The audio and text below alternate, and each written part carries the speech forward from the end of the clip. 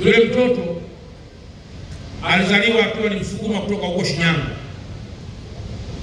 akaja hapa Dar es Salaam, akawa ni mtu mmoja mwenye kipawa kikubwa sana, akaigiza vizuri sana, akatunga filamu nyingi sana. Lakini kwa bahati mbaya sisi Watanzania tumeendelea kuziona kazi zake zikiwa bora na nzuri, lakini maisha ya yule mama aliyemzaa yule mtoto yakabaki kuwa ni maisha ya kawaida sana, pamoja na mchango mkubwa wa yule kijana wake. Na kwa bahati mbaya yule kijana wake ilipofika mwaka 2012 umauti ukamchukua mama, akiwa ndio kwanza anataka kuanza kutegemea maisha ya yule kijana wake. Sasa mimi leo, kabla sijaja hapa, nikazungumza na Mheshimiwa Rais wa Jamhuri ya Muungano wa Tanzania, lakini katika kuzungumza naye akaniambia ameona kwenye mitandao ya kijamii huyu Florence akiwa anamuomba msaada Mheshimiwa Rais, lakini Mheshimiwa Rais akagundua kwamba kwa sababu mwanaye ndiye alikuwa mtunzi mzuri sana wa filamu ya Johari, filamu ya Dangerous Desire, filamu ya Ndoa Yangu, filamu ya Divo Kingdom, filamu ya Uncle JJ na kadhalika, Mheshimiwa Rais akawa amekwisha yaona yale machozi ya Mama Florence Angela, na kwamba pengine leo iwe ni siku pia sio tu ya kumuona Mama Angela kama mama shujaa aliyezaa chema tunachoendelea kukiona leo, lakini pia iwe message kwa mtu anayebarikiwa katika maisha kwamba ukipata matunda mazuri usimsahau mama yako, ili naye mama yako aweze kuona matunda mazuri yale ambayo wewe mwanaye umeweza kuyafanya. Mama huyu sio mwingine, anaitwa Mama Kanumba.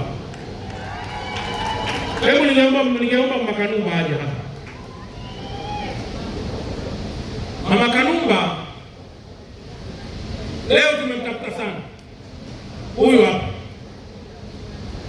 mpigeni makofi mengi sana. Mama huyu ameonekana pia kwenye video, kwenye mitandao akisema, Samia, Mheshimiwa Samia, naomba unisaidie. Sasa ni kweli ndiye alimzaa Kanumba, na Mwenyezi Mungu alipachukua pale pale ambapo mama alipategemea. Lakini leo kwa kuwa mama alimuomba Mheshimiwa Rais gari ya kutembelea, Mheshimiwa Rais amempa Harrier hiyo model kabisa. Hebu ningeomba mwilete hapa Harrier hiyo,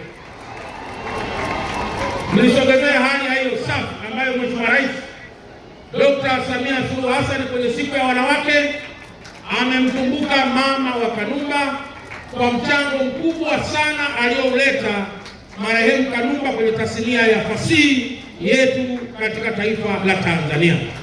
Mama, Mwenyezi Mungu aendelee kukuponya, lakini Mheshimiwa Rais amekuona leo katika siku hii muhimu ya wanawake duniani, na leo anakupa gari utakwenda kusajili na kuliendesha. Ni hali ya kumbukumbu ya mchango mzuri ambao ndugu yetu marehemu Kanumba ametuachia sisi wa Tanzania. Naomba hiyo hali, au mmeniibia, maana haina plate number. Amkawi Dar es Salaam hapa. Kuna mambo hatari hapa. Wanawake oye! Mama Samia oye! Jamani, msikia kuzaliwa mara ya pili. Mimi leo nimezaliwa mara ya pili. Sina cha kusema, naishukuru serikali yangu. Tangu kwenye msiba wa marehemu wanangu, mimi nisingeweza kuhudumia ule umati, lakini serikali yangu ya CCM, samahani, sina ubaguzi wa vyama, lakini ndio kilikuwa chama tawala na mpaka leo walisimamia huo msiba chini ya Mheshimiwa Rais mstaafu Jakaya Mrisho Kikwete. Sasa ni miaka 14 imepita. Nimekuwa nikiomba, nikilalamika, kumbe mitandao nimelia sana. kusafiri, miguu imeisha, uzee umeingia. Leo serikali yangu imesikia kilio changu, na Mwenyezi Mungu awabariki, atubariki. Sina cha kusema. Pumzika kwa amani mwanangu.